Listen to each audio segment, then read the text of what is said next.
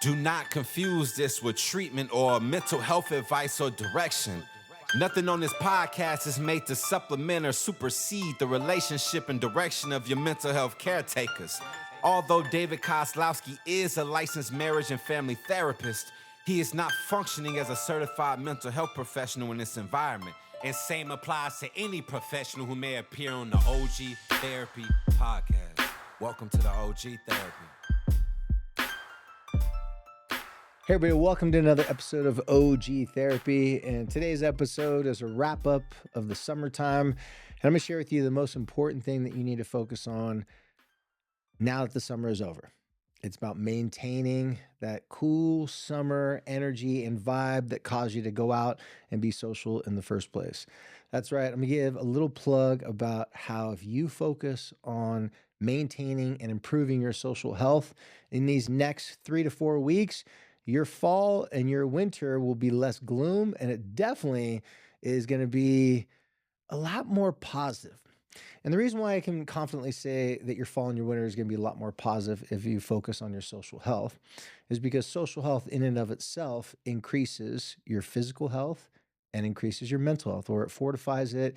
It makes it better. If it's down, it can improve it to more of a moderate baseline level.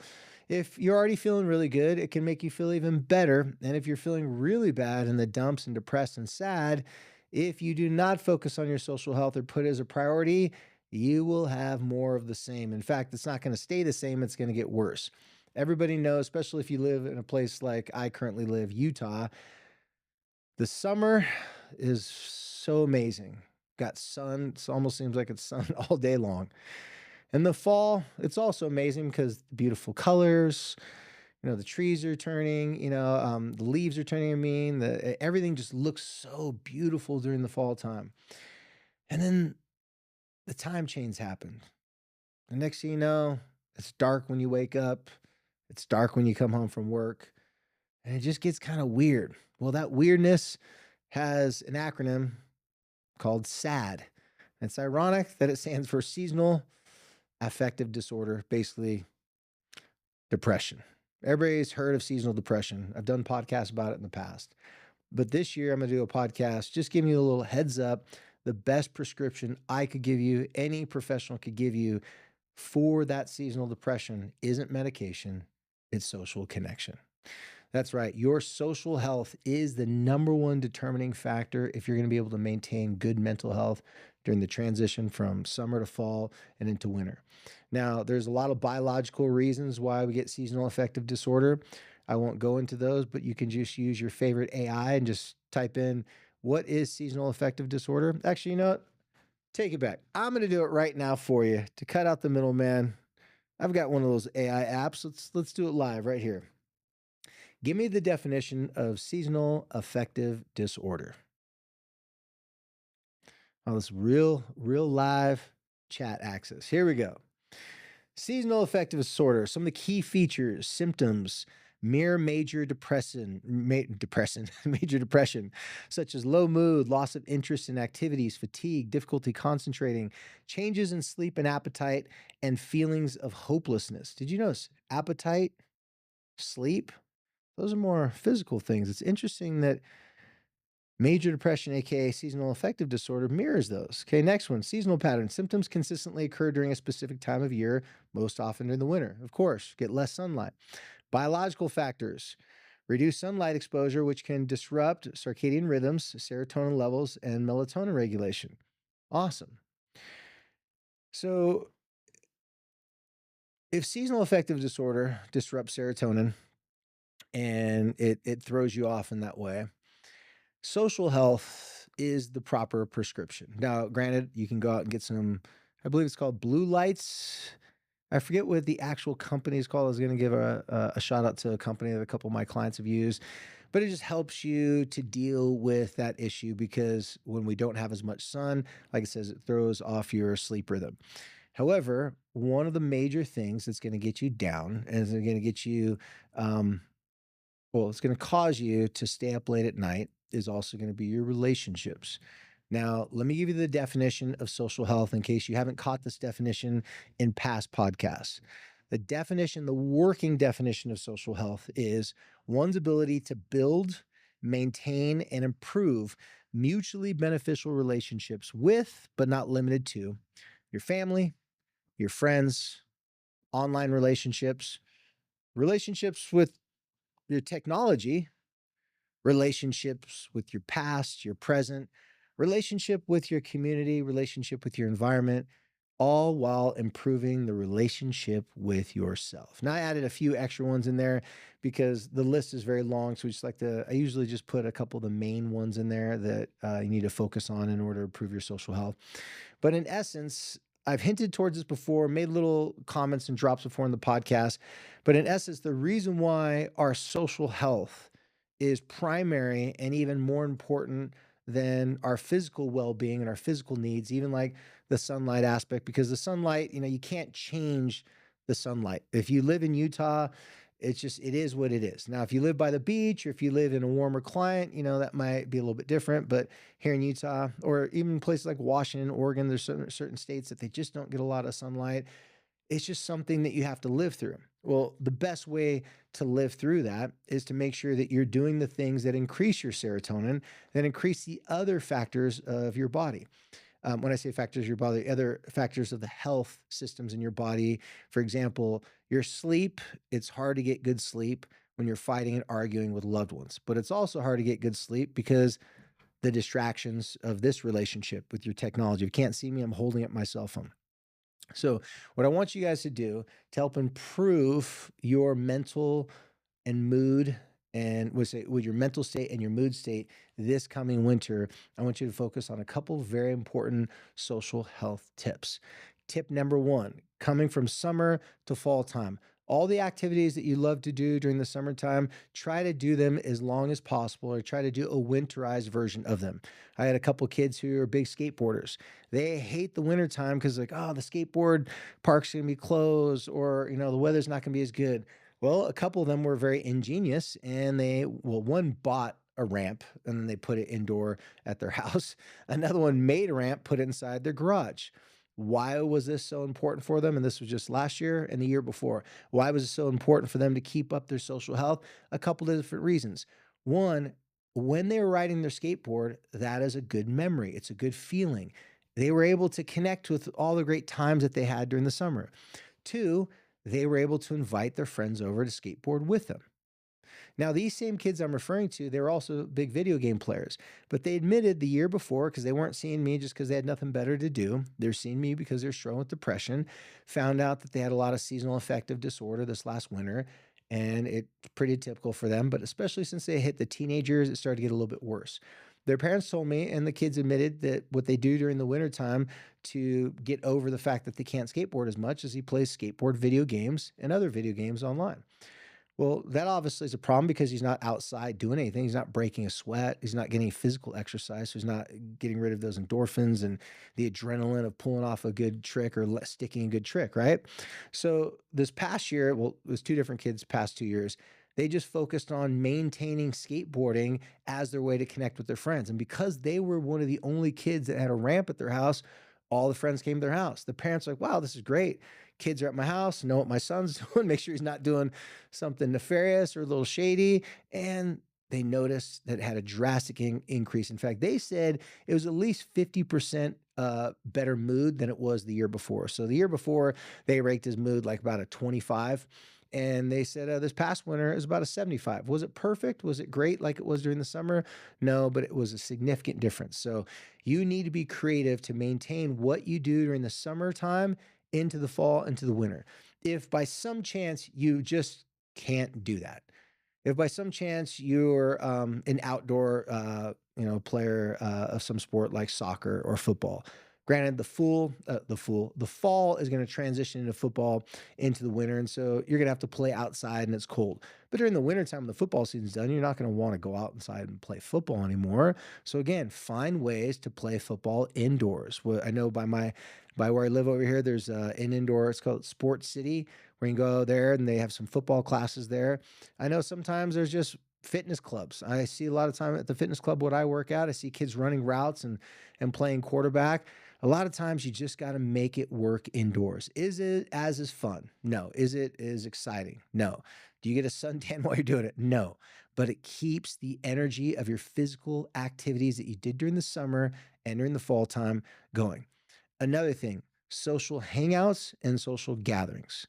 Do not let your kids get locked in on just drifting. I don't know if you guys have ever read a book by Napoleon Hill. If you have not, I wasn't planning on giving a book request or referring a book in this episode, but I feel it's fitting right now. Napoleon Hill is famous for a book he wrote called "Think Big and Grow Rich." I believe that's it. Think Rich, Think Big and Grow Rich. Something.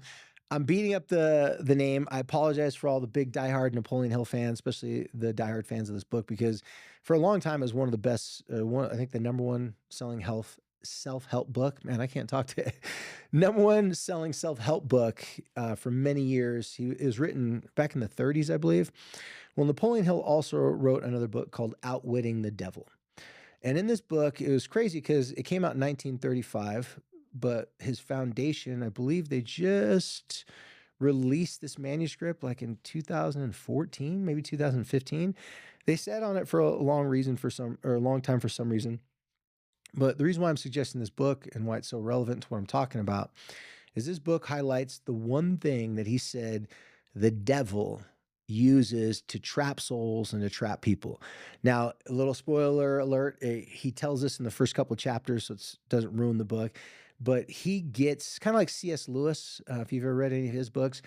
In this book, he's able to get the devil who is trying to tempt him and trying to just really feel bad about himself because his whole entire career fell apart. He went from being very successful to losing everything and being suicidal. Well, in I believe in the second chapter, he confronts the devil. Somehow he unlocks some sort of secret code, or so I forget. It's hard to explain. I don't want to give too much away, but he's able to trap the devil into answering a question from him. And the question that he answers the devil is, what is your number one go-to thing to get people to follow you, to drag them into misery and into hell? And, at first the author was saying, like, is it money? Is it this? Is it that? There's all these different things that, he thought it was going to be. However, when he finally got the devil to answer it, and which, by the way, I suggest you guys read this because his depiction of the devil was so good that I actually thought, I'm like, dang, man, did he really interview the devil? Because it's the way I would view the devil. Didn't have pitchforks, wasn't some scary, mean looking dude. He was a smooth talking CEO. I imagine he was like some smooth talking CEO with like hair like mine, because I got the hair of a guy that you may not want to trust. Something about my hair, people look at me and go, I don't know about this guy. He seems like he's selling something. And I am selling something. I'm selling happiness. It's a tough sell. So in this book, he nails down the devil to the devil has to answer this question. And the devil's answer to his question, what is your number one trick to get people to be trapped in hell, to follow you down to hell? And he said, it's easier than all those other things that he suggested. It's not money. It's not those other things. All those things are too complex. This one is super easy. And he said, he just causes people to drift. That's it. He said, if someone has purpose, if someone knows that they matter, that their lives benefit other people, that means they're socially interacting with other people and people give them feedback about what they're good at. And then the person gets feedback about what they're good at. Usually the things that they're good at benefit other people around them. So then the person that gets the feedback and the compliments about some talents or something they have, the person goes, wow, people notice me for this. Apparently they like this about me.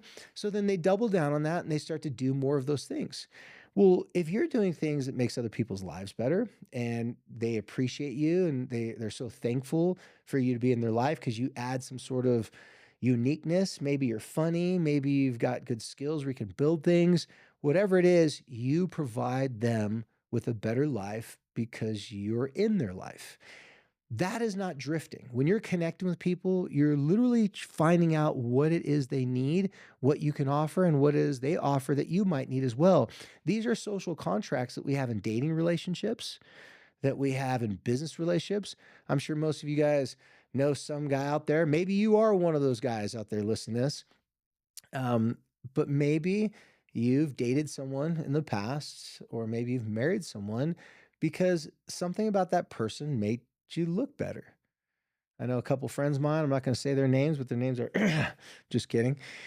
I was even going, hey man, I don't know if this is the right girl for you. And they go, no, no, she's all these amazing things. And I just flat out asked them, I'm like, are you marrying her just because she's really hot? And they're like, yeah, basically. I said, hey, it's okay. As long as you admit it, those marriages didn't work out so well, by the way, and they've gone through divorce. But the devil makes a good point, or the guy makes a good point in this book, Outwitting the Devil, that it's just drifting, causing people to drift. So social health is very purposeful. Social health is not drifting. I want you to look at your social or your AK relationship health the same way you'd look at your physical health. Okay, this morning I got to wake up, got to drink some water. I've got to do this, I've got to do that. I got to call the doctor. Or if it's financial health, like, oh, I got to check my checkbook. I got to look at my bank account and make sure I've got enough money to pay for this. Oh, I got a late payment fee. I got to pay that fee before I get another fee. These are all things you check boxes and you look for throughout the day. I want you to make a to do list for your social health and use AI. Ask AI. I've been talking about social health so much with AI. I'm sure it'll find some of my answers in there. But ask AI, say, I want to have better relationship health in my life, aka social health. Can you help me come up with a list of things that if I did on a day-to-day or weekly basis would help me improve my social health? Now, if you have your own AI account, you've done lots of prompts in there, it's probably going to see things you're interested in and it may give you some ideas based upon things that you've talked about in the past. Ask for physical activities, ask for, events or types of things that you're interested in. Maybe give it some prompts. Say, hey, I'm interested in these types of sports, these types of things.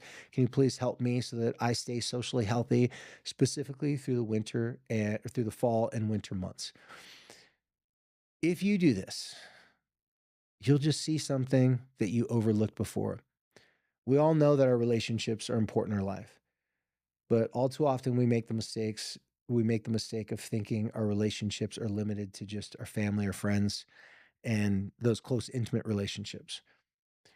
It's not common knowledge for a lot of people that they do have a relationship with their past, with their present, their future. So when you come up with your list of to-dos for your social health, it could include texting a friend. It could include calling someone. It could include texting someone saying, "Hey, I apologize. I'm sorry. Last year, when we had that, that business meeting or that, or maybe someone you dated, I didn't mean to hurt your feelings. I handled that. If you don't have to respond to this, I've been thinking about it and I just feel bad about it." We all have, regrets and things that we feel bad about that we just never said we're sorry. We never cleared the air. Now, I'm not saying to go start up old drama with someone. These are situations where you just feel a weight weighing on yourself. I find that the majority of the time when I'm talking to my clients and they open up about their problems that brought them in to see me, very rarely is the stuff that they're telling me is the problem. Do we identify as the actual root of the problem? Usually, I know, like with myself, if I'm ever mad at my wife, if I'm mad at my kids, but there's not really something that they've done wrong. It's probably just typical stuff they've done in the past. Then I got to stop and I got to ask myself, and this is the relationship with yourself. It's a huge part of your social health. I try to ask myself when I can remember this. I'm not perfect at it, but I try to ask myself, I'm like, why am I so pissed off and irritated right now? And this happened to me just the other day. I was irritated with my wife with something. I was irritated with my kids with something. And it came to find out as I started to realize, as I started to talk to my wife, I stopped myself and I said, you know what? Hold on a second. Let me do what I tell my clients to do. And she looked at me, she goes, what do you mean? I'm like, let me see if this is actually what I'm really mad about or if there's something else. Because I was trying to defend a point that made literally no sense. And I was honest with myself and I realized this is not a good arguing point. What am I doing? And I realized that what I was mad at my wife about all had to do with me and my failures. See, I have a lot of regrets this summer. I made some plans to do some things to help my son out with some things, to focus on some things with my daughter. And I wanted to do it weekly. And I literally did one thing with my daughter And I did this one thing with my son, and I was going to do it like weekly with my daughter and multiple times a week with my son. I realized at the end of the summer, last week when we were getting ready for school, I had a lot of anxiety and agitation. I was frustrated and I didn't know why. Come to find out, it's because I didn't use the summer to connect with my kids the way I wanted to. So I got down and out and I told my wife, I blew it. I screwed up. It's all my fault. I went from arguing with her to like just shaming the crap out of myself. And she's like, whoa, time out. I didn't like it when you were talking bad about me, but now you're like really going hard on yourself. And she reminded me of what I'm telling you in this podcast. She said, so because the summer's over, you can't do it anymore. I said, no, no, I wanted to do it. But then I realized if I did it during the school year, that'd be even more impressive. So this week, I've already done it once with my daughter, or in this past week, and I've already done it once with my son. And I feel a whole lot better because I have a better relationship with myself right now, because I actually did something for my kids that improves our social connection between the two of us. I feel less resentful towards myself. I feel less guilty. I I feel proactive, like, yeah, I only did it once, but at least I'm starting the fall off right, even though I didn't do it right during the summer. Now, this is my own personal experience what I'm sharing with you guys, but I just wanted you guys to see how that connects to a lot of times people leave the summertime with great vibes and great feelings, and they just can't keep it going on throughout the fall or winter. And it's simply because they just didn't make it a priority. You balance your checkbook every day. If you guys are into health and fitness, I know a lot of people listen to my podcast, they're diehard into their nutrition, their workouts. Imagine if they put that same action list and planning into their relationship health. Well, they'd get the same results. They would have not just a six pack on their body, but they'd have a six pack in their relationships. Five of their friends to go hang out with, closely connected. I'm trying to use the whole six pack metaphor, but you get what I'm saying, right? So, social health will help you slide into the fall, slide into the winter instead of falling like a sack of potatoes into the fall and a sack of potatoes in the winter. But you got to make it a priority. Come up with your list. Use AI, especially if you have your own AI account. It's going to take from some of your other interests. But if you're not used to using AI, try to prompt it like, hey, I want to put together a list of things that's going to help me with my relationship health, aka social health. Here's all my interests. Here's the things that I usually get sad and depressed about during the wintertime. Could you help me come up with something like that? And you'll be surprised what it can help you come up with. It'll give you about 80 to 85% there. You're going to have to fine tune it and tweak it, but it's definitely get some ideas. And I encourage your friends to do it. I have some of my teenagers do it, and then they have their friends do it, and it becomes like a little contest between them. So if you can get other people to do the same thing with you, it's just going to validate what you're doing, and it's going to help it because they're working on it, you're working on it. You guys can talk about it together. Well, until next time, you guys, as always, follow us on all social media platforms. Well, not all of them, not Facebook and not Snapchat. So I should say IG, Instagram, and TikTok. Also follow the Social Health Initiative as well on those platforms. And until next time, be cool.